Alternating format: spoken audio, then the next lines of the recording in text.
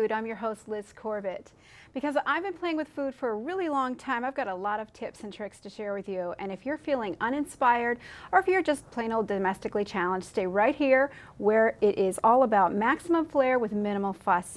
And on today's show, it's time for breakfast treats. I'm going to be putting together a make-ahead French toast bake. And have you ever made crepes? Well, it's not as hard as you might think. I've got good news for those who are avoiding gluten, and I'm sharing a gluten-free recipe for crepes, and we will talk about some delicious options for serving them. Later on in the show, we're going to talk about one of my favorite beverages, coffee. You do not have to go to the drive-thru or the cafe to get a delicious cup of joe. I'm going to share some tips on how to make your own special brew at home, so let's get started. I'm really excited to show you this gluten-free option. Many people feel like they can't enjoy the nice, yummy bread treats for breakfast. So I have a super fun recipe for you, which has mostly eggs. We're going to make crepes. And crepes are very simply a very thin, flat pancake that is egg-based. There's not a whole lot of flour in it to begin with, but this one has no regular wheat flour at all. This one is going to have something called coconut flour. What we're going to start with, and this is going to go in a blender, which is even easier, we're going to start with eggs, quite a few eggs. This recipe calls for a dozen. I'm going to half that for you right now. So I've got 6 eggs in here, and I'm going to get those going.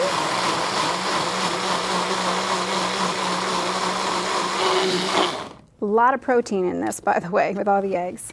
We have 6 eggs, again, because I'm halving this, and the recipe will be on the website.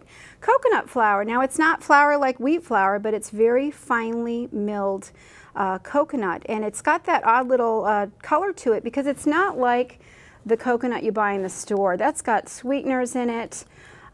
If you're not a fan of coconut flavor, you're really not going to notice this all that much. I'm halving it, so 2 tablespoons of coconut flour. I added a little bit of sugar. When I first tried this, it wasn't very sweet, and I do have a sweet tooth. So get a little bit of sugar going in there. And this is how I measure without a spoon. I'm guesstimating about 1/8 of a teaspoon of salt. And we're going to do about 1/4 teaspoon of vanilla. And I'm just one of those crazy people that just kind of dumps things in without measuring anything. But I've been doing this a long time, and it comes out fine. So that's going right into the blender. I mean, how fun is that? It's super simple. Give it a little whirl.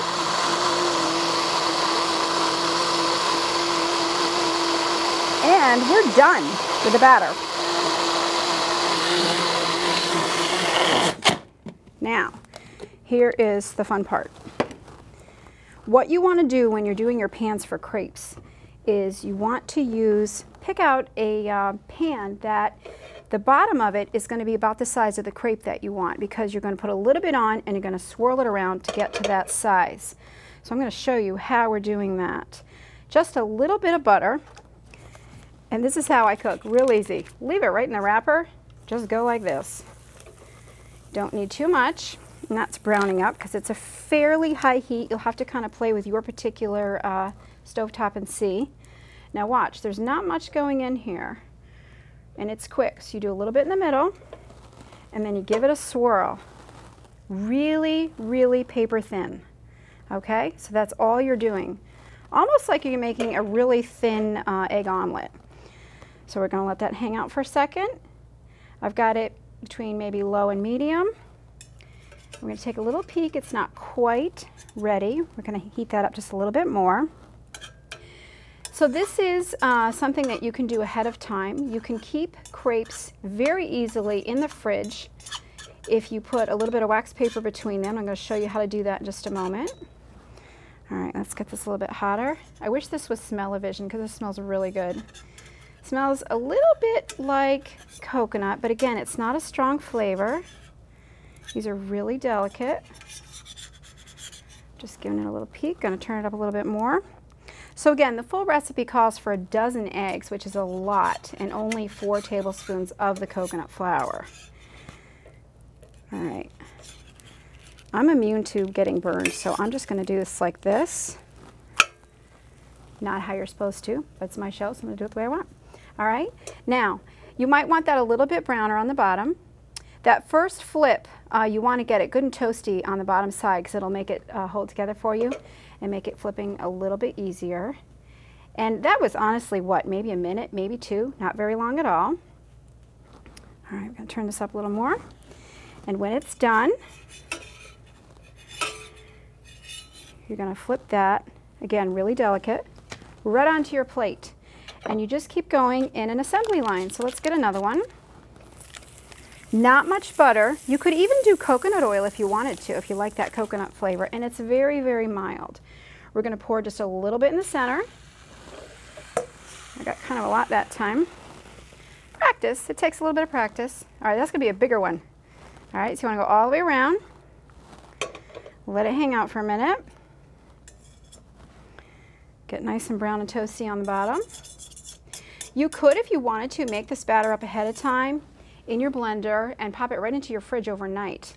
It sets up fine and it won't influence how they come out at all. So if you want to do something ahead of time for breakfast, even better. All right, this one's browning up a little faster. So you see what I mean about how there's not very much going into here. I would say, oh gosh, a couple of tablespoons worth of batter.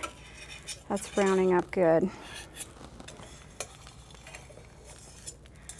And again, it's going to be about, I wouldn't go much bigger than this. It might be hard to flip if it was, oh, this one looks good. You can also tell that it's almost done when you look at the top and it starts to look dry. That's another hint that it's almost time to flip. Just like on pancakes, when the bubbles pop, it's ready. Well, on crepes, when it looks dry, then it's time to flip. That looks beautiful. All right, so let's, ta-da, little off center there. All right, got that nice golden color. And again, I wish you could smell this. So there's no wheat flour in this whatsoever.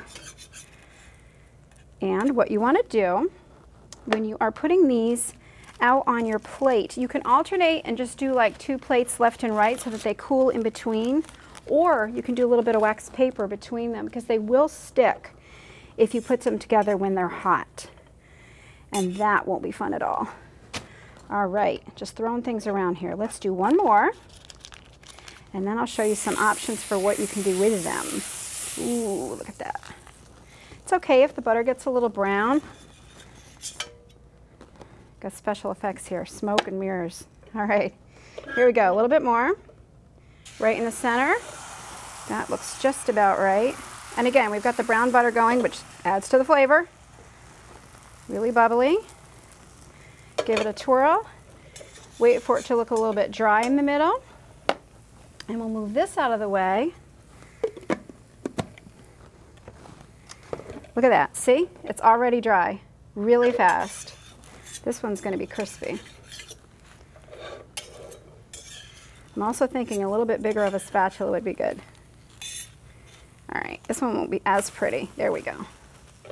Okay, so you get the idea. And again, just eggs, coconut flour. We have a little teeny bit of sugar in there, salt and vanilla. There's not much to it. Now I'm going to break my rule and put it next to, but you want to do the wax paper in between. I'm also going to show you real quick some regular crepes for those who don't have to do the gluten-free. And I've got that already mixed up in my jar, and I've had it sitting in my fridge overnight, which helps with the texture. So regular crepes have not so many eggs in it, and I will have this recipe on the website for you. Not so many eggs, a little bit of flour, and it's got milk in it. That one got really bubbly. And so these are the gluten-free ones right here, and these are the regular ones. The gluten-free ones look a little bit yellow because the coconut flour has a little bit of a yellow color to it. All right, this one's super thin. This one might be a challenge. It's getting dry already. And let's see if I can do this in one piece. Fingers crossed. Almost. Tore a little bit in the middle. When you put them in the fridge and they cool off, they're a little bit easier to handle. So, easy, easy, easy. You've got your crepes made. Now, what do you do with them? A couple of great ideas. You can do your crepes sweet, which is my favorite way. You can also do them savory. If you leave the sugar out, you could fill them with something like cheese, mushrooms, peppers. Think of it kind of like a breakfast burrito. Traditionally, they are served sweet, and one of the things that you can put into the center is marscapone cheese, which is really fun to say, and it basically tastes like sweet cream cheese. It's very, very smooth and very rich, but it has, I believe, half the calories of butter, which is kind of cool. Half the calories or half the fat, so it's a little bit healthier than butter. I have in here some lemon zest, and I will tell you why in just a moment why I picked lemon. You can put this right down, and make sure you can see what I'm doing here. And you want to do, I'm going to pick that as my outside. A couple of ways you can do it. You can do some right down the middle. So I've got a little bit of mascarpone. You can do powdered sugar in to sweeten it up if you want. You can leave it as is. I'm going to roll this up. This is one way to do it. All right. And we can plate that up. And here's the best part. You can make your own fruit sauce. So easy. Again, all the recipes are going to be on the website. I have, I think blueberry and lemon are nice together. And it's just half cup of sugar, half cup of water, tablespoon of cornstarch. Put it on the stove, whisk till it thickens. Pop in about a cup of fruit. Look at how beautiful this is. It's thick, it's sweet, but a little bit tart. Oh my gosh, you can do fresh berries, you can even do frozen. Make your own, it is so easy. So we have blueberries there. And now I'm going to show you another way that you can do it, which you may have seen.